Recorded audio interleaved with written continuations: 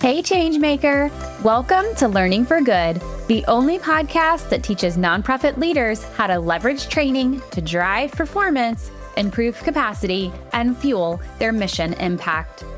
Do you ever feel like your nonprofit is growing, but your people just aren't keeping up? Or like you're fixing the same problems over and over?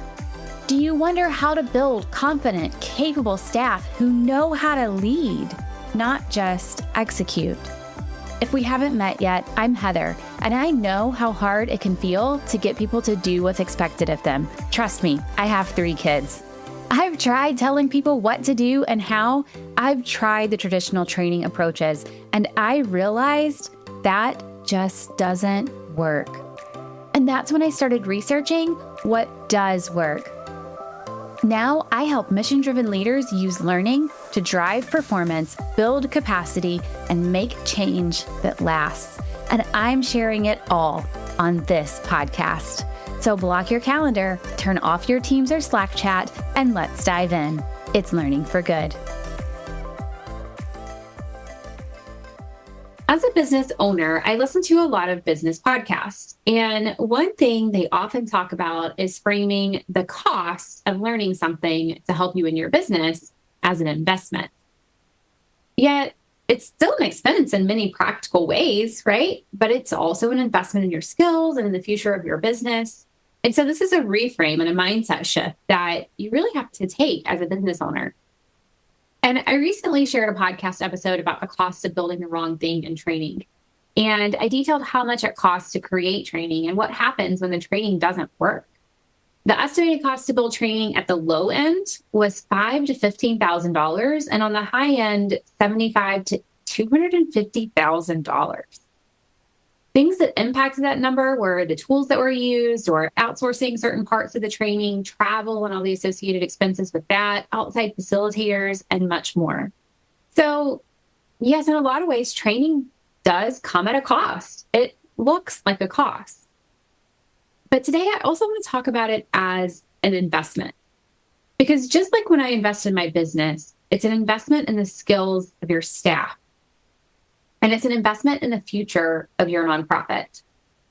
Training can help you improve outcomes, expand programs, lead change, improve performance, and increase staff retention when it's done right. So today, I want us to talk about training as an investment. I've invited a nonprofit CFO to help us frame it that way. Let's dive in. It's Learning for Good.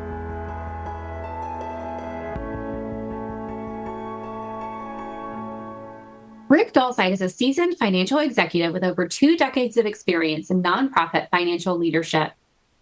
He currently serves as the Chief Financial Officer for Janus of Santa Cruz, a leading nonprofit dedicated to substance use disorder treatment and recovery.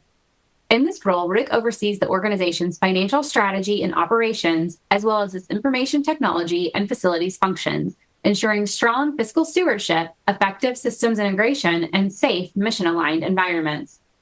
A certified public accountant with a master's in taxation, Rick has led financial transformation initiatives across a variety of mission-driven organizations, including healthcare, human services, and affordable housing.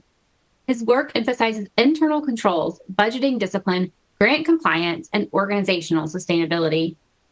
Rick is also an educator teaching nonprofit financial management at both UC San Diego and the University of San Diego. Known for his servant leadership approach and collaborative style, he was recognized as a 2021 San Diego Man of Influence and was a finalist for the 2020 CFO of the Year by the San Diego Business Journal. Active in executive and peer leadership forums, Rick continues to mentor nonprofit leaders and promote financial best practices. He and his wife, Denise, reside in San Diego and enjoy time with their growing family. And as Rick just introduced me, he's got a pup as well. Super excited to have you on, Rick, and excited that I got to meet your pup this morning as well. So, Rick, I am excited for this conversation. Welcome to the show. Thank you so much, Heather. It's great to be with you and great to be with your audience. Always love talking about the nonprofit space. It's been my mission for the last 21 years. It all started in a little log cabin on a creek. No, just kidding. No, but No, I do want to hear that. I want to hear your career journey. I want to hear where you oh got, yeah, you got to absolutely. where you are. So log cabin or not, let's. No, yeah. So I moved at a young age to be closer to my parents. Anyway, my journey started, goodness, about 21 years ago in the nonprofit world. I had been working in public accounting for a spell, focused on the taxation side. I had also started working in private accounting as a controller, worked for a large healthcare organization, and then I got an opportunity to apply for a position as a CFO. And I was, as part of my career journey, wanted to be a CFO. And it was for a healthcare organization, a nonprofit hospice. And talk about an immersion in the world of healthcare as well as a mission-driven organization. This was truly a high-functioning, very well-respected nonprofit in the Central Valley of California. And I had a journey there for about 12 years as their chief financial officer. And while there, really grew to love the nonprofit space, really grew to understand the intricacies and complexities that are involved in the nonprofit world that we just don't see in the for-profit or commercial space, I like to say, unless we're talking about public companies. Then we do have a fairly high level of compliance and regulatory guidance. In the private sector, not so much. You want to do this or that in your organization, as long as it's not immoral, illegal, or unethical, you're probably going to do it. Not so in the nonprofit space. We have very stringent rules and responsibilities to follow. And then you layer on top of that what happens in healthcare. It's even another level of complexity. So I love the discipline of organization and structure. And I found that in the nonprofit world. And so from there, my family and I, my wife and I, moved from Central California down to San Diego, mostly chasing our grandchildren, and we caught them. And so we've been in San Diego now almost 9 years, and we love it. We feel like we wish we would have moved here sooner. While working here as the CFO for a very large human health services organization, I saw the benefits of the networking and the community of San Diego that really sunk deeper into my soul and my experience working with nonprofits. There's such a rich amount of resources in San Diego for the nonprofit community, and I wanted to be a part of that. If I can use my skills and abilities to help organizations that are helping a large number of people, then I feel like my mission is being accomplished. And so I strive to look for opportunities to do that. After a short stint as the CFO for this large organization, then I went into consulting and got to work with a myriad of different nonprofits all across the fruited plain, from Brooklyn Museum all the way organizations in Florida, across the fruited plain, I like to say. And that was amazing. That was during the time of COVID, when everything was pretty much, Zoom was invented and we did a lot of things online. So the ability to work remotely as a consulting CFO was appealing to me, and it really helped to continue to grow my knowledge and skills in working with the nonprofit sector. So fast forward to just March of last year, or earlier this year, I joined the full-time staff of one of the clients I had been working with, Janus of Santa Cruz, which are truly leaders in the addiction treatment and recovery space here in California and blossoming across the United States as well. And so, again, we're talking about an organization that's helping people that are in the throes of addiction, helping them get their lives back and become productive members of society. We have recently been highlighted by the state of California in a number of ways, one of which is to build a 25-bed nonprofit facility for women who are going through addiction treatment that have children. We call that perinatal care. That's a piece of infrastructure that's under construction now. We're working to get that open by September. And so we're continuing to build out our brick and mortar facilities to help those that are seeking help in the addiction treatment area, as well as reducing stigma. We feel like that is a barrier to people wanting to get help. And we know this is a medical issue, and we want people to get that help. So it's been a pleasure to be a part of that team and watching it grow. We've got just more and more to go on that respect. Yeah. Thank you for letting me share that. Yeah, what an incredible journey and an incredible organization that you're getting to steward right now. So that's really exciting. So I know we connected and started talking about training. Imagine that. And as we were talking about training, I'm like, I really want to know, what's your perspective on training? How do you view training? Because a lot of times it is viewed as a cost. And especially, I think, to finance teams, it can really look like a cost. But your perspective is a bit different on that. So, from your CFO perspective, what makes an investment in people or training worth it? Yeah, great question. And so, in order to really flesh that out, my perspective sometimes is an alternative perspective. I'll have to admit, my children tease me about that quite a bit, but I like to look at situations differently. And so your father's CFO or your grandfather's CFO might have just been black and white. This is a cost, and we got to reduce our expenses by X%, and we're going to do that. Well, okay, that's certainly one perspective. From my view and perspective, I like to look at training as part of the organization, as an organism that you have to feed and nurture to get more out of. So as leaders of nonprofit organizations, we are charged with helping some section of society. We get the privilege of helping either environments or animals or people or whatever it might be. There's numerous different sectors of the nonprofit world. And so in that, we know that we need people to do that. That by and large, what we do in our work is reliant on others to help others. So in order to do that work, we have to make sure we are getting the most out of our employees. And to do that, it's no different in a nonprofit or a for-profit or commercial organization in that we have to make sure our people are taken care of, that they feel valued, that they feel empowered. And so in order to do that, part of that has to do with their engagement and their happiness at work. And so we know from our agricultural days that if something isn't growing, then it's dying. And we don't want that for anything, for our organizations, let alone our people. So we have to think about strategies of how we grow our people to be the best that they can be, to be able to help more, to be innovative, to have those resources available to them to contribute back to the organization that's going to help more people. So I like to think of training, development, if you will, as a way to help build up the employee base to be the best that they can be to accomplish the mission. When an organization starts, and whatever the organization's mission is, day one, here's their mission. And as that organization continues to grow and evolve, that mission doesn't really change much. It could, but for most cases, it's just going to continue to be refined and figure out new and better ways to do things.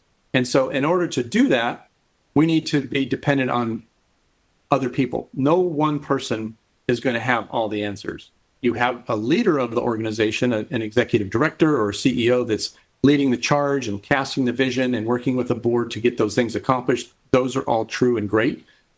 Behind that is a level of expertise that is dependent upon their skills and abilities. So how can we, as nonprofit leaders, responsibly increase their capacity to do more?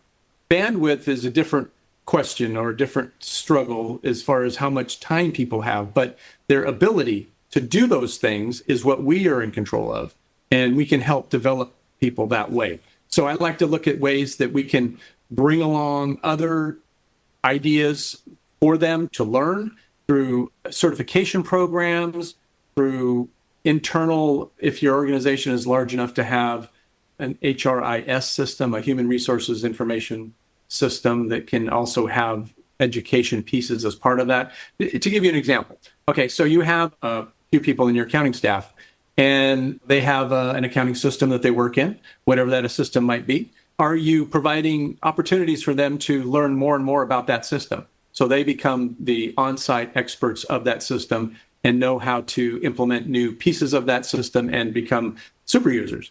As well, in the accounting, we'll stick with accounting for a second. Accountants like to use this particular platform and application to do much of their work. And you may have heard of it. It's called Excel. And so are you providing training ways for them to upskill their capacity in regards to Excel or other whatever systems you might be using. So many times organizations get faced with, this system's not working for us anymore. We got to get a new system. And I always say, well, hold on. Let's look at that system. Are we getting the most out of it? Are we making sure we understand people are working that system to squeeze every nickel and dime out of it to make sure it's performing the way it should? Now, if it's not and falling short, then by all means, let's look at something else. But first and foremost, let's make sure we're doing our part in the system. And so if we can help shepherd those employees along so that they can increase their capacity, it's only going to benefit the organization. I think there has to be a joke in there somewhere about accountants and Excel, right? Like we kind of breezed over that, but there's definitely a joke in there.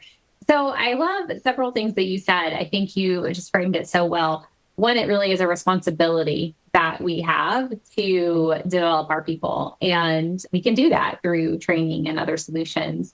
And then two, I loved your agriculture analogy. I think that's what I'm going to have to take with me, Rick. But if it's not growing, it's dying. And we have the responsibility to help our staff grow. So those types of things that you shared, right? Your organization is an organism. You have to feed it. You have to nurture it. Those are things that help us shift that mindset, right? From training is just a cost to it's an investment in your people. It's an investment in your future. We're dependent on our people to deliver our mission. So it's an investment both in the individual and in the organization. But training results aren't always easy to measure, and they're not always immediate.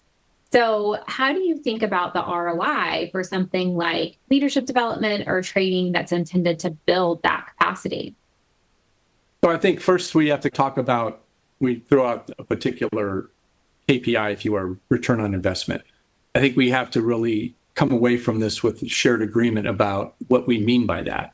And yes, there's a financial calculation to calculate an ROI on something. But I think when we're dealing with people, we have to have a little bit more grace and patience with what we're trying to accomplish. So when we think about the financial calculation of return on investment, basically saying for every dime I put in, I want to get a dime plus back. That's my return on investment. It's a metric. You measure it. Great. But developing a plan for each and every employee in a particular department, as far as when they start, they are given tasks to do, they're given a job description and expectations. Great. But as our job as managers, directors, whatever title you want to use, the people that are stewarding those resources and shepherding those resources, how are we going to develop those people to be more? And it's not fair if we don't. So if we can come away with the shared agreement, we're going to work our darndest to develop this. So we come up with a plan for each employee, depending on the role and where we would see that person going. One idea is, when we start with a person that comes on, we'll stick with accounting because I can talk for days on that. So we hire a staff accountant and they have a job description. Great. And we know that staff accountants are very rare in that they get snapped up quickly. And so we want to make sure we're creating not only a culture and work environment that's attractive and makes them want to stay, but then also that provides some level of escalation in their career advancement. So we might say, you know what?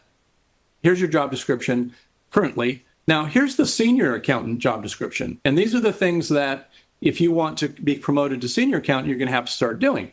These are extra things. And so the manager would then work with that employee to give them opportunities to attain those skills and to practice those skills and explore what that looks like to see if that's still indeed a good fit in the direction they want to go. That's going to need some more training. Maybe it's on softer skills or maybe it's on technical skills. But those things that are developed in a plan that the manager and the employer are agreeing upon then can be put into action and then measured. And then there's a qualitative and a quantitative application of that you come back with to say, okay, they're progressing nicely, or you know what, they've blown through those, they're ready for something more. That's the management aspect of what we do as leaders. Well, I'll just add that builds into the overarching goals of the organization for what they have for leadership. Just through attrition alone, you're going to lose people for no reason other than they need to move to another location or they can't work anymore or whatever the thing, taking the discipline out of it, that there's any kind of reason for somebody leaving. What can you do to help maintain people? The return on investment for doing that, by the way, is, you don't have to hire somebody to replace them, because we know replacement costs for employees are 1 to 2 times the salary of the person leaving. And that's a totally controllable cost. Do you wish you could connect with other nonprofit learning and development leaders? I know what it feels like to want someone to bounce ideas off of and to learn from, someone who really understands you and your work. Imagine if you could have a simple way to meet people in the field, ask questions, and share information. That's why I created the Nonprofit Learning and Development Collective, where nonprofit L&D, talent management, and DEI leaders can connect with each other quickly and easily in a virtual space. When you join this community, you will walk away with a new, diverse, and powerful network and a sounding board for your staff development needs. So if you're ready to exchange ideas and collaborate with your peers, come join the Nonprofit L&D Collective.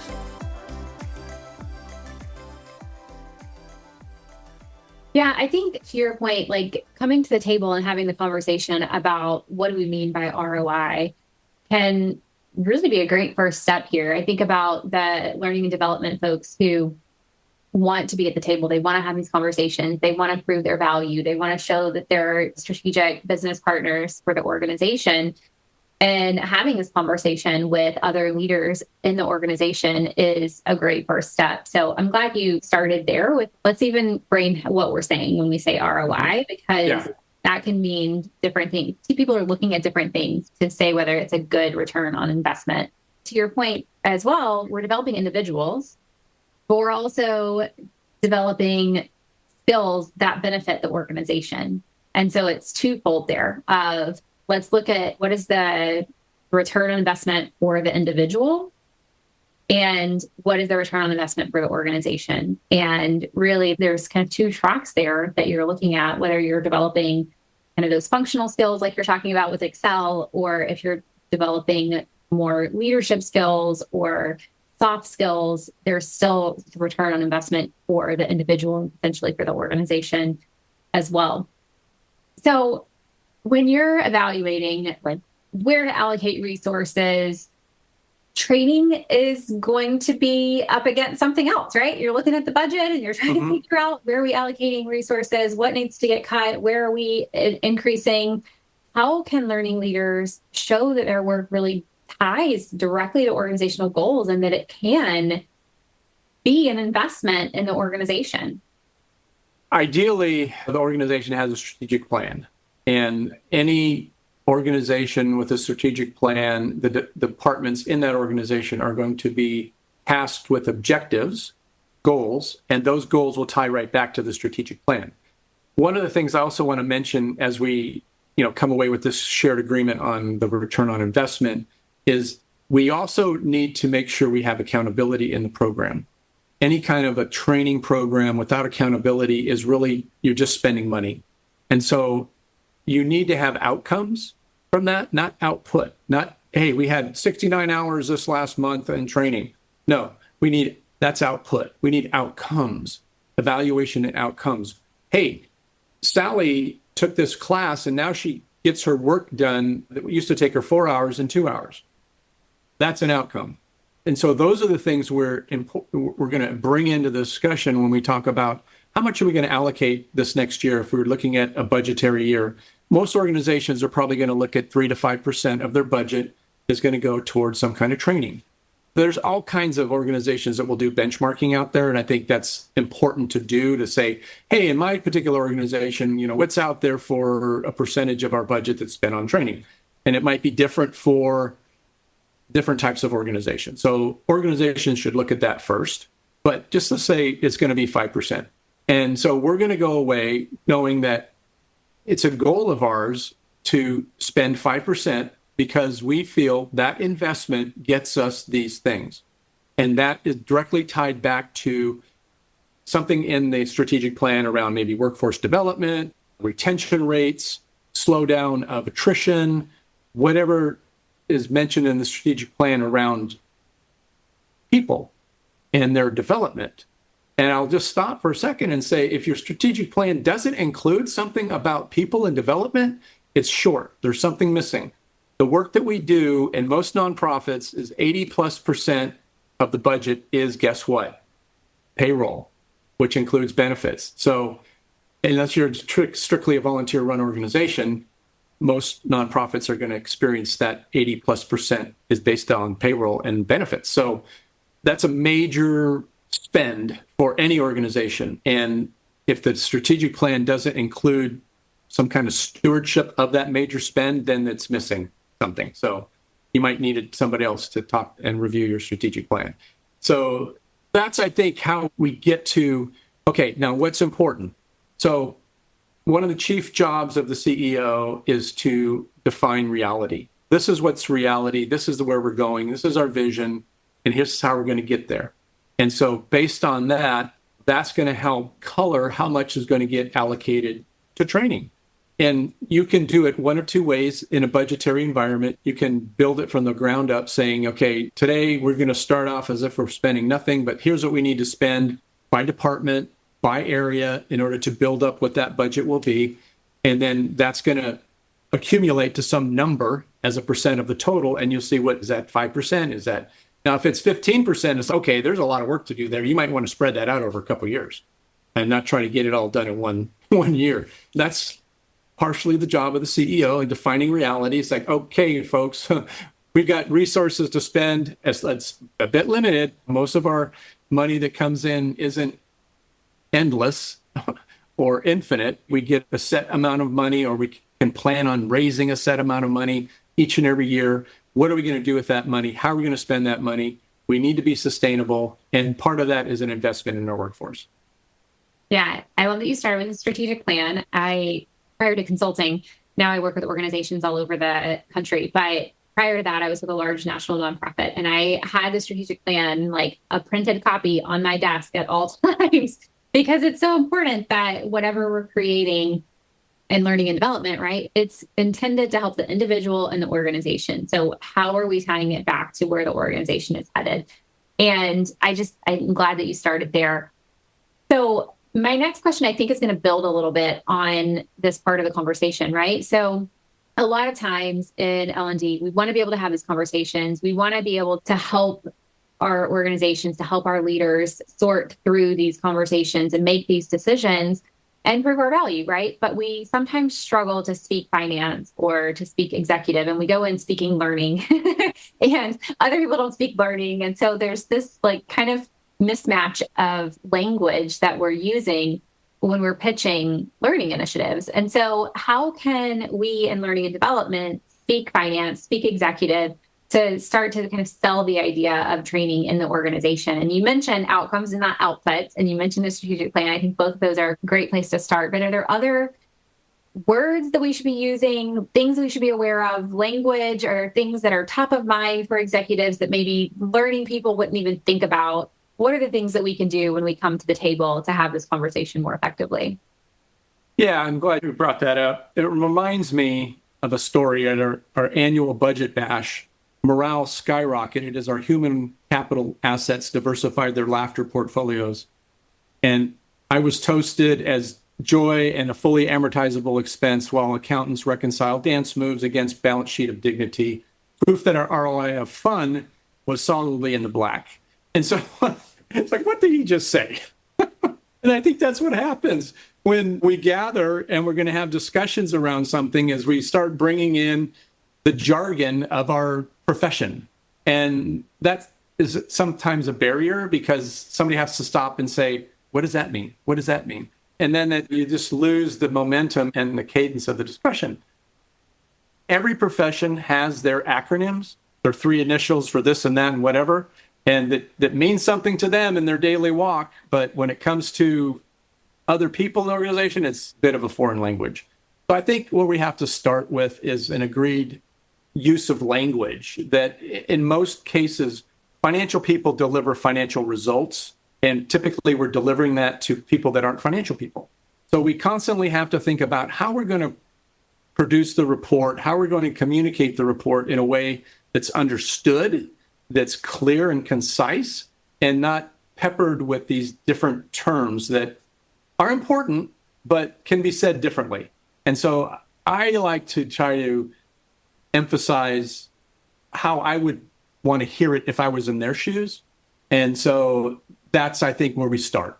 We have to not speak our native tongue. We have to translate and speak in the receiver's tongue. That's part of communication.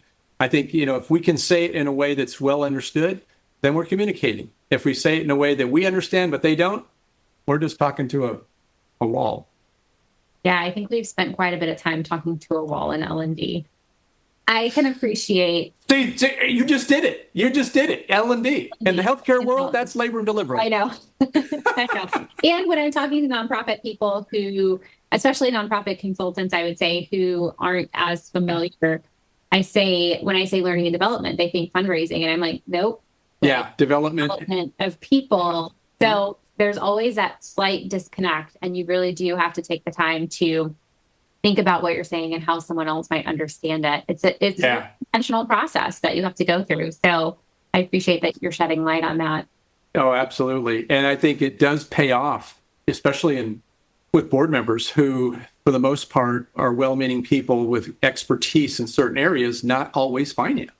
And so helping them understand what a key performance indicator is and a metric and why that's important, why we measure that. There's an education process. And so just like in what we're doing it every day at work, we're continuously building and executing and educating on those initiatives. Yeah, that's great insight there. Any final advice for those who are trying to position training as an investment in their nonprofit? Well, even I think for any organization, you would take a look at where your gaps are, doing a kind of a high-level assessment. Where are we not meeting what we would like to meet in our mission? What's falling short? What's falling through the cracks? Where are those things happening? And how do we look at plugging those? And so in that process of evaluation, I think you can come to an area where, hey, I think what would help is if we got our people more training. Okay. And so your problem solving is what you're doing, and how you want to couch it and bring it to decision makers and using terms. I would just be careful and not hanging too much weight on that term investment. Yeah, they get it. It's an investment, but it's still, we got so much money to spend. We're spending it on this, whether we're investing in something or not. We have to emphasize the outcomes, have to emphasize the accomplishments. And I would say bringing it back on a frequent basis to highlight what those accomplishments were based off of the money that was spent. That's tying those two together. And I think that helps to carry the day on what it is that we're trying to do in our organizations. We're trying to accomplish the mission. We're doing it with people that we have standing behind us. Yeah, I actually really love that you just reframed it as don't get hung up on the word investment and just emphasize the outcomes. Yeah. When you think about your own life, right? You got your 401k or your 403b or what have you, and it's invested in certain stocks or whatever. What really matters is how much return did I get? What was the outcome? Was it good or not? Yeah, I know I get X dollars coming out of my check into that account and growing the account. Great. But the investment of that, what was the outcome? So I just go back to keep the end in mind. Keep the end in mind. We always say start with the end in mind in learning and development. So I keep the end in mind the whole way through, especially new qualifications. Great. Rick, thank you so much for joining me today and for sharing your insight. I know this is going to be so fun for people to hear directly from a CFO. It's a unique take on training. And so to have this conversation with you, I know is going to benefit so many people. Oh, it's been my pleasure. Thank you very much. And if anybody would like to continue the conversation, I'd be happy to jump on a call with them. That's great. We'll drop your LinkedIn in the show notes as well. Thank you. Thank you very much. Thanks, Rick. In L&D, we often talk about we have to start with the end in mind, right? We have to know where we're headed. What is the outcome? What does success look like? And then we peel back the layers from there to figure out how to solve that problem, how to achieve that outcome. But we don't always talk about it that way with other people. We kind of go to outputs, really, as Rick put it, right? Like we trained this many people, there were this many butts and seats, and satisfaction was high. Like we look at things that are easy to measure. we really have to think about those outcomes. We have to talk about the outcomes. We have to share what we're trying to achieve, what that will do for the organization, what that will do for the people inside the organization, how that's going to benefit others, right? And if we can do that, if we can emphasize the outcomes, both before and what we learn as we measure things after, that's how we start to have these conversations with other executives. So I love that Rick, as a CFO, kind of shifted our conversation from the financial cost and the financial investment to outcomes, because we actually really thrive in outcomes and learning and development. And so that helps us show up to the table and have this conversation more effectively. If you are struggling with how to have these conversations, what language to use, what this even means to show up as a strategic partner, come join us inside the Nonprofit L&D Collective. We're a group of nonprofit training pros who we meet, we get together, we learn from each other, we share what's working and what's not working, we share our challenges, we help each other overcome those challenges because we are better together. I'll see you next time on Learning for Good. Hey friend, was this episode helpful for you? Did you like what you heard? Do you want more content like this? Here are 3 things you can do. Hit subscribe. Leave a review on Apple Podcasts or your podcast app of choice. Share this episode with a colleague. This means so much to me personally. I read every review, but it also helps me learn what content you like most so I can create more of what you want.